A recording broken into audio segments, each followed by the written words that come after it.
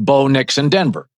And I'm going to get to the story in a second, which I think is really fascinating about why you should spend money on coaching and why coaching in college and pro, you're always better off to just pay the money for a really elite proven coach.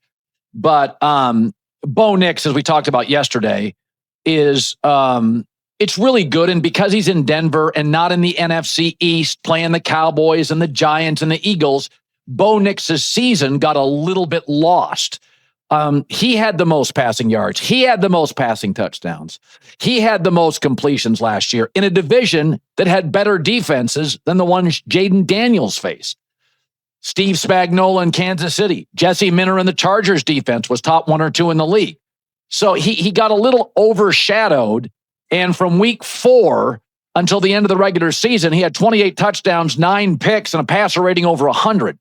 And Sean Payton says in this camp, he looks even better than last year. If you look at it, you got like these 12 seconds. You get the play, the cadence, the snap count, and then, can you remind the back, hey, you might be the little reminders. He's he's light years further along. He's doing well. So there's another story today that I think is really important. Remember when the Chargers, they were looking for a coach. And I said, just to solve all your problems at once, your defense is way better than it played, again, with Brandon Staley. Go spend the money on Jim Harbaugh. Go spend $20 million on the staff. And they went and got Jim Harbaugh, and instantly the culture was different. And I said the same thing with like Denver. Either they were going to hire John Harbaugh was getting talked about, or Jim Harbaugh, or Sean Payton. Just, there's certain things you should spend money on. Mattresses and head coaches. With both, you'll sleep better at night. But there's a great quote here from Seth Wickersham about drafting Bo Nix when he drafted him.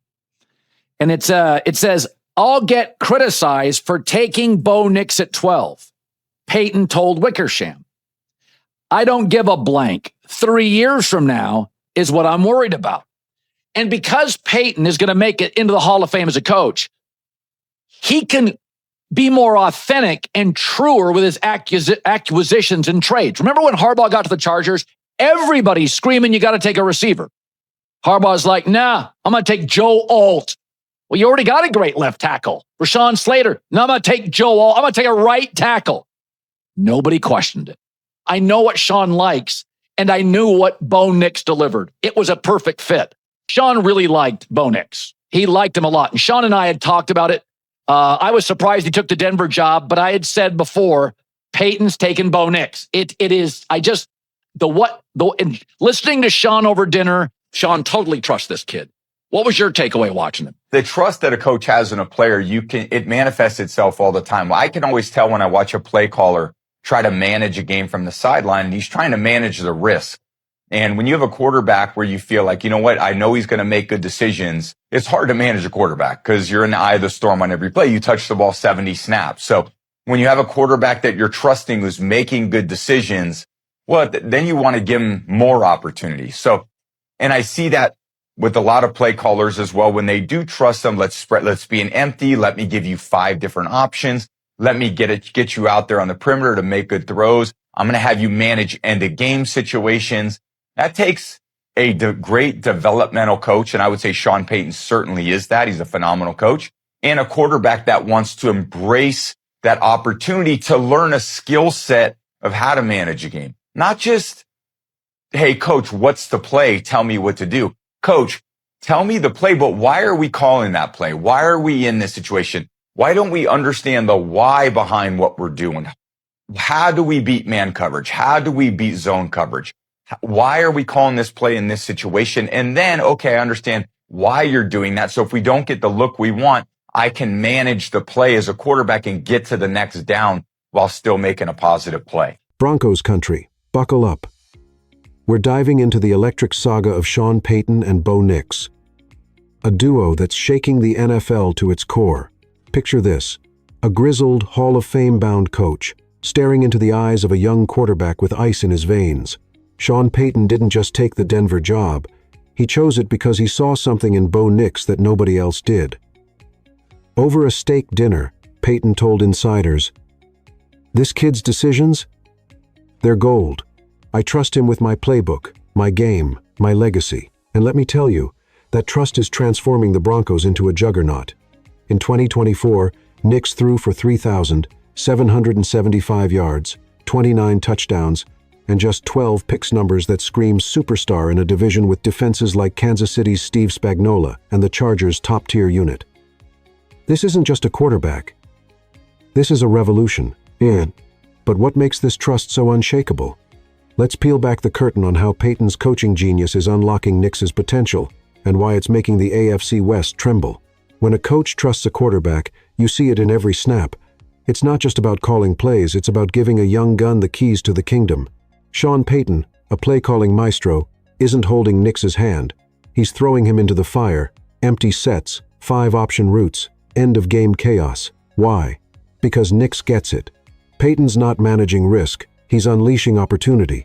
From Week 4 to the end of the 2024 season, Nix posted 28 touchdowns, just 9 interceptions, and a passer rating over 100, numbers that outshine even Jaden Daniels in a tougher defensive division. Payton's words echo, "I know he's going to make good decisions." And in the 2025 preseason, Nix carved up defenses like a hot knife through butter, with Courtland Sutton racking up 84 yards in a single quarter against the Saints. This is a quarterback who doesn't just play the game, he owns it. Nix's rise is no accident, it's the product of elite coaching.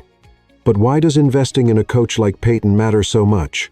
Let's talk about the money move that's changing Denver's destiny. Let's get real. Broncos country. Greatness doesn't come cheap. When Denver hired Sean Payton, jaws dropped. Why?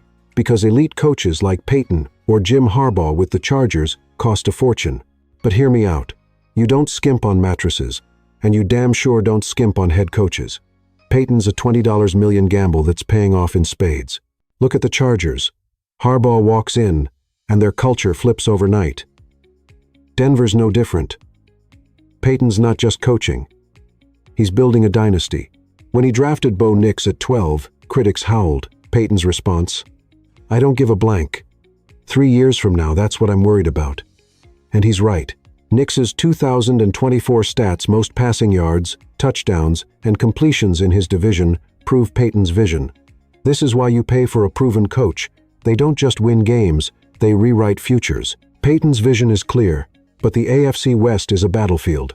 With the Raiders crumbling, is Denver's path to dominance wide open? Let's break down the chaos in Vegas. Hold on to your hats, because the Raiders are imploding, and it's music to Broncos country's ears. Jacoby Myers, their star wideout with 1,027 receiving yards in 2024 despite atrocious quarterback play, is gone, traded away in a move that screams dysfunction. This is the Raiders we know, a team that can't help but Raider. Their second-best defensive player, Christian Wilkinson, dismissed for reasons nobody's talking about. Their offense, a shadow of what it could have been. Brock Bowers is a freak, sure. But without Myers, their firepower's gutted. Last season, Myers outshone all but Puka Nacua and Jamar Chase in the second half. Now, he's not Denver's problem.